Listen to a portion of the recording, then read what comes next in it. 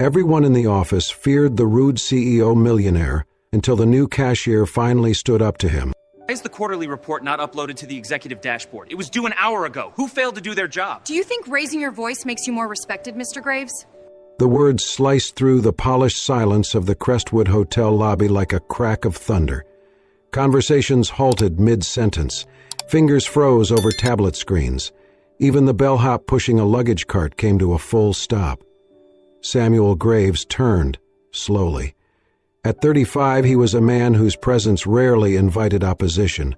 Tall, sharply built, his black tailored suit and open collar gave him an effortless authority. His eyes, cold and sharp, scanned the room like they always did, until they landed on her, the girl behind the cashier desk. She stood with a quiet defiance, hands clasped in front of her, blonde hair pulled neatly into a ponytail. Her uniform was pristine. Her name badge read, Chloe. She had only been hired 3 weeks ago. And yet here she was, speaking as if she had every right to. He took a step toward her. "Do you think disrespect earns you a place here?"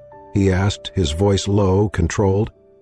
"I think fear only creates silence," she answered, "and silence never leads to improvement."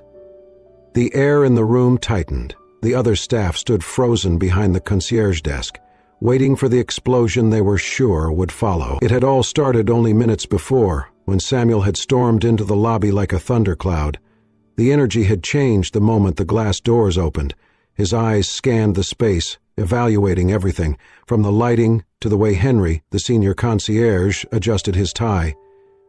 He stopped at the center of the lobby, pulled out his phone, checked the dashboard.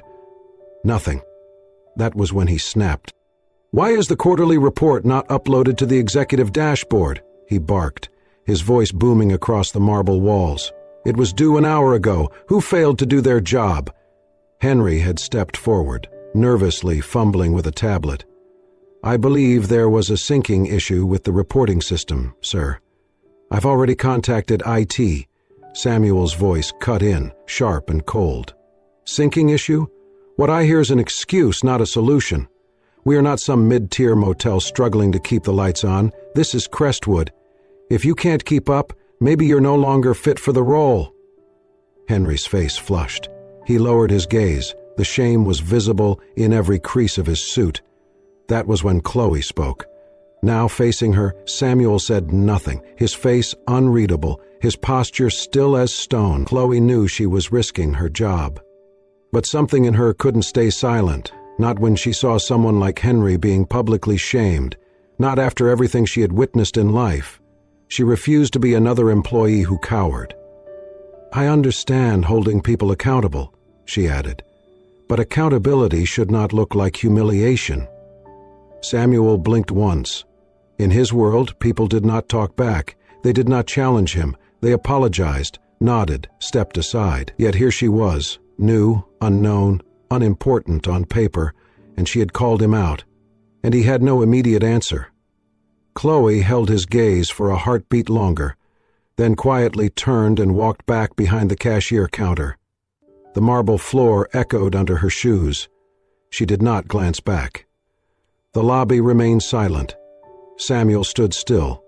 The elevator behind him chimed, its doors sliding open. But he did not move. For the first time in a long while, he looked not angry, but curious, disarmed. Employees slowly returned to their work, stealing cautious glances his way, but he said nothing. His eyes remained fixed on the place where Chloe had stood, her voice still echoing in his mind. And somewhere deep in the quiet part of himself he rarely acknowledged, something shifted. Samuel Graves hadn't always been the man who ruled with silence. There was a time, before the cold suits and colder stares, when he believed in people, in laughter, in trust. In his 20s, Samuel was a dreamer. He launched his first hospitality startup with his best friend Colin. They had passion, long nights, and a vision to make luxury feel personal. Samuel brought his girlfriend Claire into their circle. He thought he had everything. Then at 28, it all collapsed. Colin vanished, along with millions in investor money. Claire disappeared too. together. Samuel was left with debts, lawsuits, and betrayal. A week later, his mother, his last family, died suddenly from heart failure. Something in him broke. From that point, Samuel built not from hope, but from rage. He rebuilt alone, fueled by distrust. Never believe anyone, he told himself. People betray. By 35, he was a multi-millionaire. The Crestwood hotel chain was his empire, efficient, elite, and ruled by fear. His board respected him. His staff feared him. No one challenged him, but no one really knew him. Because every Sunday, without fail, Samuel changed. Out of his suits into jeans and a hoodie, he visited St. Agnes Children's Home across town. The kids called him Mr. Sam. He brought food, played guitar, fixed broken toys, listened to them talk about lost parents. No press, no publicity, just peace. He was the only place he allowed himself to feel human again. Chloe Hart grew up knowing the world wasn't fair. Her mother, Maria, worked as a hotel room attendant for over 20 years, kind, tireless, proud. But one rainy afternoon, a cruel guest accused her of spilling coffee on his expensive shoes. She was fired on the spot. Chloe was 17. She came home to find her mother crying quietly on the kitchen floor. "Justice is for people with power," her mother said, "not people like us." That moment burned into Chloe's bones. Later in college, she trusted the wrong man. He was sweet, supportive, and promised the world. Until he drained her savings and vanished. Chloe dropped out and took 2 jobs to support her mom. She made 2 promises: never be fooled again, and never stay silent when someone was wronged. Working at Crestwood was supposed to be temporary, a stepping stone. But from day one, Chloe noticed what others ignored: the stiff shoulders when the CEO entered, the way older staff avoided eye contact, the smiles that vanished the moment Samuel Graves appeared. Still, she worked hard, smiled, observed. Then one morning, she watched Samuel humiliate an elderly concierge over a small mistake. The man's hands trembled. No one spoke. Something inside Chloe flared, something forged from watching her mother cry all those years ago. So she spoke up. Not to be brave, not to rebel, but because silence to her felt like betrayal. And some people, like Chloe, are shaped not by comfort, but by pain. And pain, when turned into purpose, becomes power.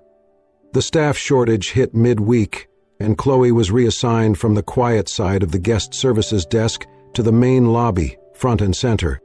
It was the heart of the hotel, where the foot traffic was constant and the pressure never let up. It also happened to be the one place Samuel Graves passed through multiple times a day. From the moment she stepped behind the new desk, she could feel the difference. Conversations were clipped, smiles were tight. Everyone seemed to stand straighter, breathe quieter, as if trying not to attract attention. Chloe held her own. She greeted guests with warmth, offered directions with ease, and kept her tone polite but cheerful.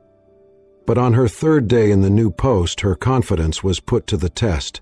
Samuel appeared without warning, stepping out of a meeting with 2 executives trailing behind him.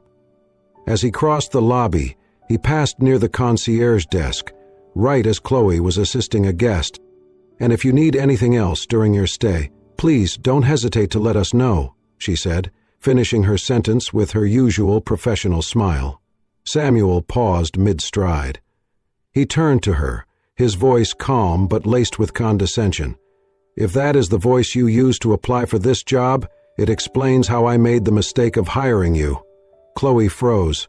Heat surged up her neck. Around her, the guest she was assisting looked away uncomfortably. A junior concierge ducked behind the counter. No one said a word. But Chloe inhaled slowly and turned to him, her voice steady. "And I'm starting to understand why no one here dares to smile." The words hit harder than even she expected. Samuel blinked, just once. A flicker of something passed across his face, surprise perhaps, but it vanished almost instantly. He said nothing more and walked away, the 2 executives hurrying to keep pace.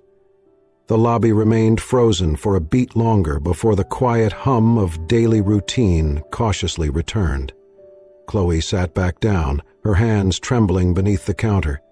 She knew she had crossed a line, but something inside her refused to regret it. She was not afraid of Samuel Graves. At least, that was what she told herself. Later that week, the tension between them remained unspoken but ever present. He passed by her desk more often now, sometimes glancing in her direction, sometimes not. She never greeted him, and he never acknowledged her. But then came that afternoon. Chloe had just stepped outside on her break, needing a breath of fresh air after a long shift of complaints and check-ins. As she rounded the corner by the valet loop, she spotted a small commotion ahead. An elderly man in a wheelchair had tipped sideways on the uneven pavement, his groceries scattered across the sidewalk. A few people stood nearby, hesitating, unsure whether to help. Chloe quickened her pace, but someone beat her to it. Samuel was already there, kneeling beside the man, one arm gently steadying his shoulder, while the other gathered up cans of soup and a loaf of bread. His suit jacket had slipped off in the motion. He was murmuring something Chloe could not hear, but his expression, soft, patient, was so unlike the man she knew that she stopped in her tracks. The elderly man touched Samuel's arm in gratitude, and that was when Samuel looked up. He saw her. For a moment, they just stared at each other. Chloe, frozen mid-step, Samuel still crouched by the wheelchair. Then, in a single movement, Samuel stood, adjusted his sleeves, and walked away without a word, leaving the man safely upright and nodding in thanks. He did not wait for acknowledgement. He did not explain himself. He just left.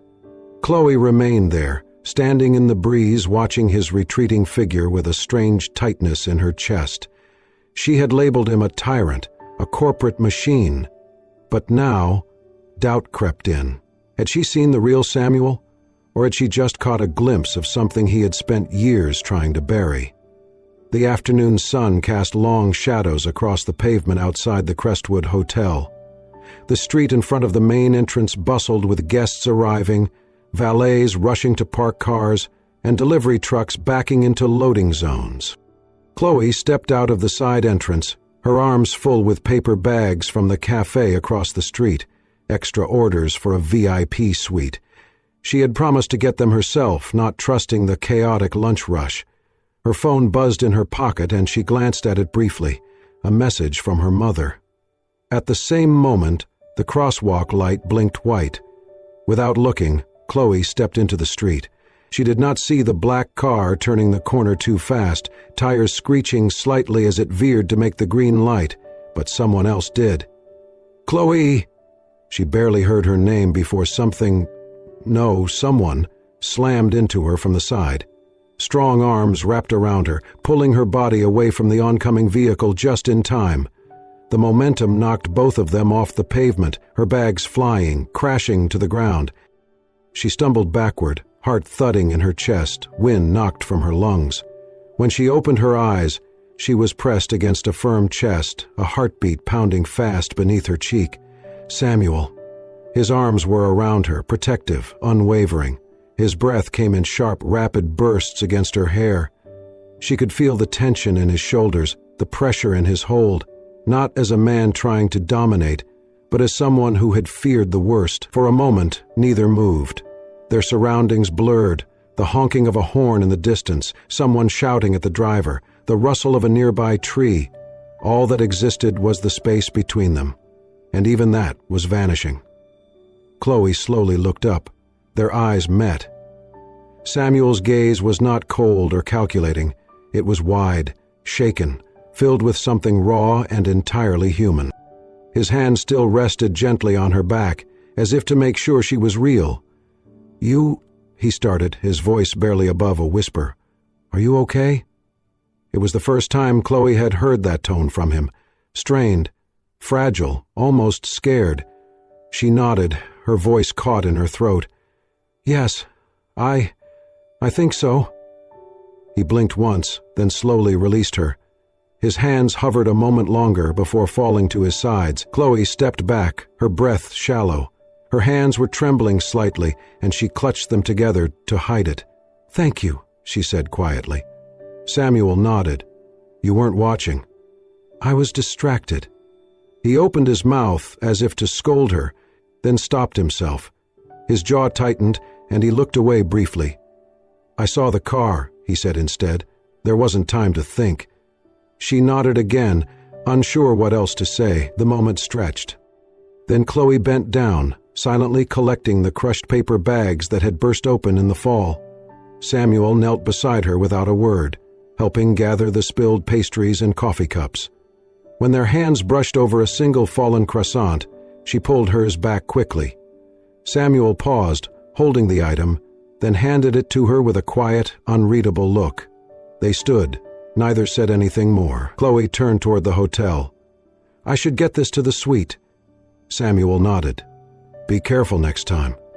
There was no bite to his voice, no command, just concern. She walked back inside, heart still racing, unsure if it was from the near accident or the way he had held her. The lobby swallowed her up again, familiar, structured, routine.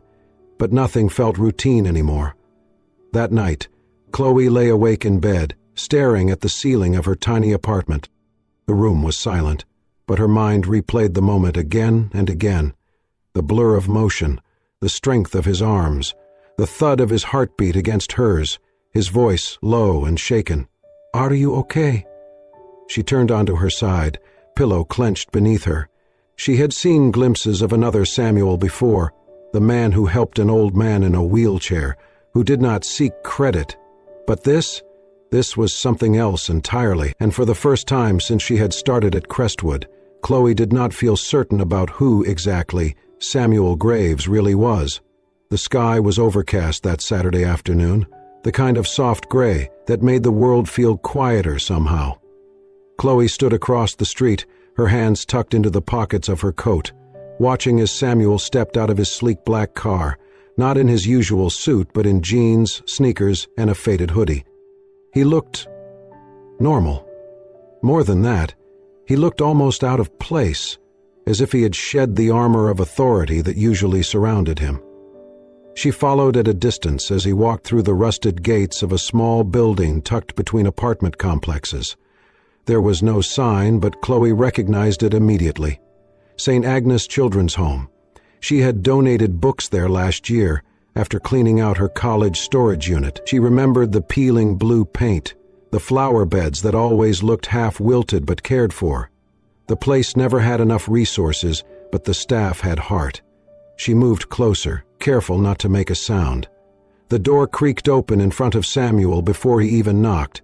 A little girl with pigtails ran out and threw herself at him. "Uncle E!" she squealed. More children followed, pouring out like sunshine breaking through clouds. "Uncle E, you came!" Samuel laughed, an honest, easy sound that Chloe had never heard before. He knelt, arms wide, gathering them into a hug. One little boy climbed onto his back while another tugged at his sleeve. "Did you bring the guitar?" one of them asked eagerly. Samuel held up a worn black case and winked. Would I ever come without it? They cheered as he was pulled inside by a dozen little hands. Chloe stepped closer, stopping just outside one of the windows. She stayed behind the cracked wooden frame, careful not to be seen. Inside, the common room was small but warm. A rug covered most of the floor, and drawings taped to the walls fluttered slightly from a nearby fan. Samuel sat on a faded sofa, tuning the guitar with familiar hands. The children gathered around, some sitting cross-legged on the floor, others leaning against him. He strummed softly, then began to sing a silly made-up song about a giraffe who wanted to be a chef. The kids giggled and sang along, clapping on beat. Chloe stood frozen, a lump rising in her throat. This wasn't the man who barked orders in marble lobbies. This wasn't the man who could silence an entire hotel floor with a glare. This was someone else entirely. Someone who laughed. Someone who listened. Someone who gave. She stayed for 10 more minutes, heart aching with something she could not name, then turned and walked away before he could spot her. The next morning, just after the breakfast rush, Chloe was wiping down the front desk when her phone buzzed. From unknown number, coffee, 5 p.m. "There's something I think we should talk about." Her heart skipped. She knew who it was without asking. At exactly 5, they met at a quiet corner cafe 2 blocks from the hotel. Samuel was already there, sitting outside with 2 cups waiting. No security, no assistance, just him. "You followed me yesterday," he said without accusation, only calm curiosity. Chloe's eyes widened slightly. Yes, I did. I figured," he said, sipping his coffee. No one looks that stunned at a coffee order unless they've seen something they were not meant to. Chloe smiled awkwardly. "I wasn't spying. I just needed to understand." He nodded, then looked away for a long moment. "They call me Uncle E," he said softly. "Started coming there a few years ago after a board meeting went sideways. I needed to remember what kindness looked like." Chloe said nothing, just let the silence stretch between them. After a pause, Samuel turned back to her, his voice lower, more introspective. "I built walls, Chloe, thick ones, steel, reinforced, impossible to climb. Everyone thinks it's because I'm arrogant or cold." He met her eyes. "But the truth is, sometimes we put on armor not to be strong, but to survive." The words hung in the air like fog. Chloe blinked, her breath catching.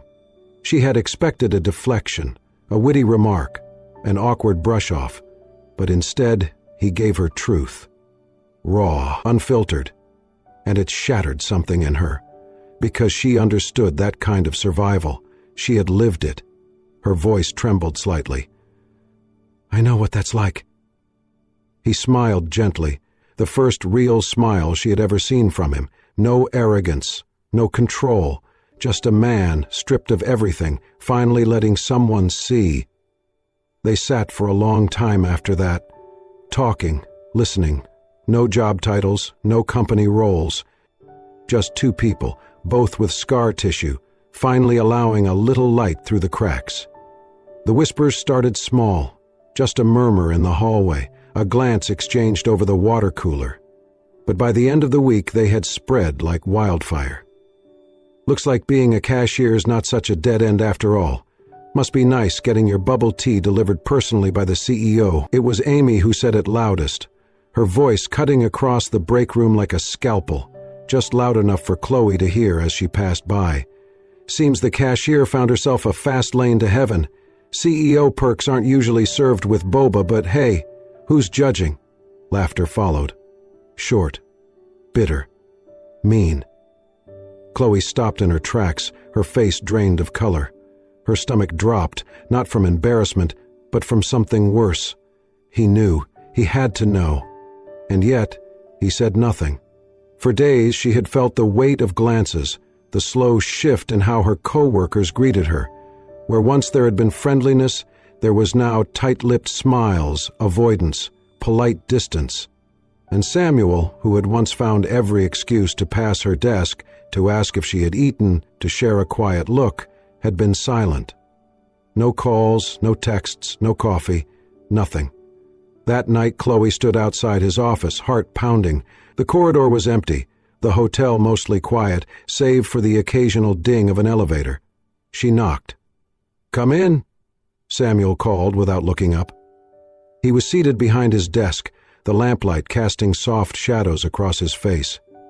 When he glanced up and saw her, something flickered in his eyes, but it disappeared quickly. No smile, no warmth, just waiting. "Do you know what's being said about me?" Chloe asked, stepping into the room.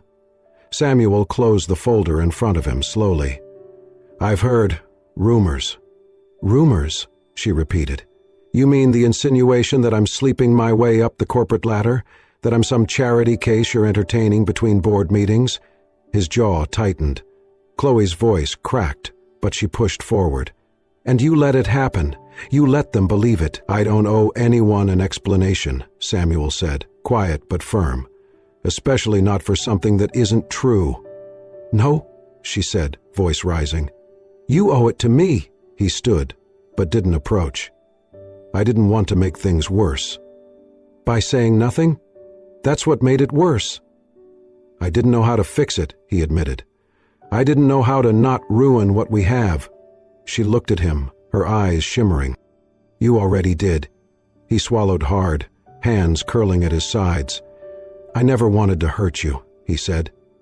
But you did, she replied, her voice barely above a whisper. And the worst part is, you didn't even try to stop it. Samuel said nothing.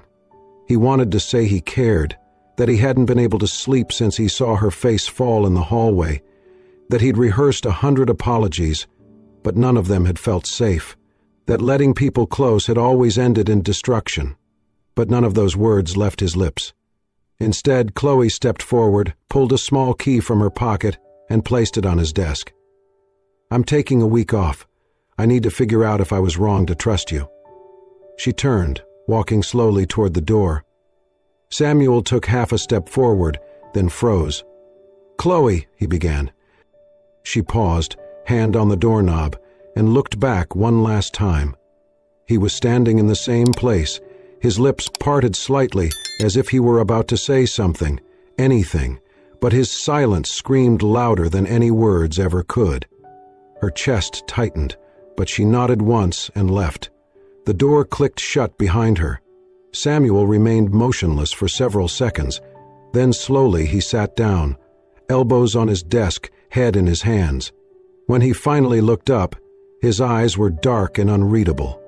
He reached out and picked up the key. It was still warm from her hand. He clenched his fist around it, so tightly the edge pressed into his skin, turning it red. Across from him, the chair where Chloe always sat was empty, and it felt like the room had lost all its air. Chloe's inner thought, I used to believe that if you were honest, if you cared deeply enough, you would never be left behind. But I was wrong. Silence isn't mercy. It's abandonment in disguise. The hotel felt quieter, not because things were less busy, guests still checked in, emails still pinged, but because something was missing. Chloe had been gone for 6 days. Samuel felt it. In the silence when he passed the front desk, in the absence of a smile that had become too familiar. This time he did not retreat. He acted. At the start of the week, he called for an all-staff meeting. The room filled quickly, buzzing with whispers and speculation. He stood at the front, dressed in black as always, but there was something different in his stance, a quiet fire in his eyes. If any of you believe that success here can be bought with charm, manipulation, or proximity to power, he said, then you should take a hard look at your own understanding of integrity. Amy flinched in her seat. I've built this company on structure and discipline, but I also let fear speak louder than fairness. I stayed silent when I should have spoken. He paused, then continued. I owe someone an apology, not behind closed doors, but here, where the damage started. His voice softened. I let someone I care about walk away, thinking I didn't see her, that I didn't respect her, and I was wrong. The room was dead silent. She's not here, he finished, but I hope she hears me. And then he left, leaving the staff speechless. The next night, the hotel hosted a charity gala for St. Agnes Children's Home, the place Samuel had visited for years. Chloe received the invitation in an unmarked envelope. She hesitated, unsure if she should go, but something in her heart whispered, go. She arrived quietly, keeping to the back of the room. The MC took the stage, announcing that the scheduled speaker had fallen ill. The crowd murmured. The atmosphere faltered. Then Samuel stepped onto the stage. No suit, just a white shirt with rolled sleeves and an old black guitar in hand. He took the mic. I'm not a speaker, he said, and I'm not a performer, but sometimes silence causes more damage than truth ever could. He scanned the room. His eyes paused just briefly on the back where Chloe stood still. I used to think hiding who I was kept me safe, but someone showed me that silence, when it matters most, is a form of betrayal. Then he sat, adjusted the guitar, and began to play. It was soft at first, a silly song the children loved. His voice, rich and sincere, carried through the ballroom. Midway through, a little boy broke free from the crowd and rushed the stage. "Uncle E," he cried, hugging Samuel tightly. Samuel smiled. "Missed you too, buddy." From the back, Chloe felt her throat tighten. Her eyes stung. He saw her. He rose again, holding the mic. "There's someone here who means more to me than she probably knows. I hurt her by saying nothing when I should have stood beside her. I thought silence would protect us both." He turned toward her now, open, vulnerable. "She's here. And tonight, in front of all of you, I want her to know. I'm not afraid to be seen with her. I'm not afraid to reach for her hand in front of the world." A hush fell over the ballroom. Chloe stepped forward. Every movement felt heavy but right. Samuel extended his hand. She hesitated. Then slowly, she placed hers in his. Her smile broke through the tears. The crowd erupted into applause, but they only saw each other. No more rumors, no more silence. Only truth and a beginning. The change didn't happen overnight, but it was real. It began with a quiet email titled Listening Fridays. Every Friday afternoon, any employee, from janitor to junior manager, could book a 15-minute one-on-one with an executive. No scripts, no filters. At the bottom of the email was the signature, Samuel Graves. Some scoffed. Others rolled their eyes. But that Friday, Samuel showed up. He listened as a night shift bellhop shared his exhaustion. He took notes as a housekeeper explained how the schedule made it hard to care for her child. He didn't interrupt. He didn't defend. He just listened. And something started to change. The next week, more signed up. By the end of the month, staff no longer lowered their eyes when he walked in. They greeted him. Some even smiled. He began spotlighting employees who'd gone unnoticed for years. One day, in front of the entire team, he handed a framed certificate to Henry, the senior concierge he once publicly humiliated, for integrity, grace, and inspiring generations of service. Henry's hands trembled as he accepted it. "I never thought I'd see this day," he whispered. Chloe returned not as a cashier, but as manager of guest experience. She kept things simple, packed her own lunch, left her door open, and taught workshops on empathy, ethics, and courage in the workplace. The younger staff admired her. The veterans respected her. Even the skeptics began to listen. She never used her relationship with Samuel as leverage. She didn't need to. She had earned every bit of it. One overcast afternoon, Chloe came home to find her mother quiet at the kitchen table, eyes red. "What's wrong?" she asked gently. "The bakery lost power," her mom sighed. "They canceled the cake. I know it's silly, it's just... No one really celebrates my birthday anymore." Chloe hugged her. "It's not silly. You should be celebrated." That evening, just after sunset, someone knocked at their apartment door. Chloe opened it to find Samuel, not in a suit, but in jeans and a wool coat. Behind him stood a jazz trio and a bellhop holding a beautiful cake. Samuel stepped inside with a bouquet of sunflowers. "For you, Ms. Hart," he said softly, "from your daughter, and from me." Chloe's mother stood frozen, eyes wide.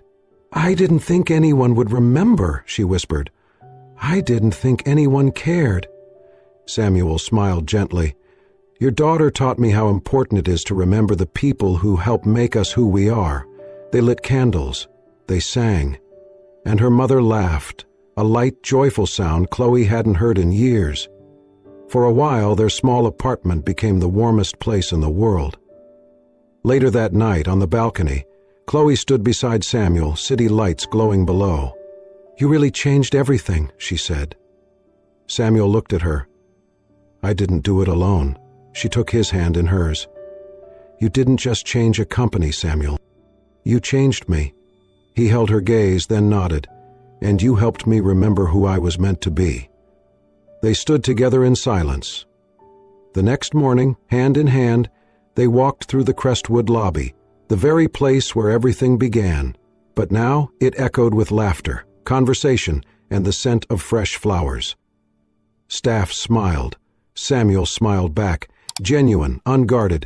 As they passed the cashier station where it had all started, Chloe leaned in with a smirk. "Still think you hired the wrong person." Samuel chuckled, squeezing her hand. "No," he said softly. "You were right all along." Sometimes, the most powerful changes begin not with grand gestures, but with a single voice that dares to speak up. Chloe stood for what was right, not knowing her courage would soften the heart of a man everyone feared, and in doing so, she didn't just change a company,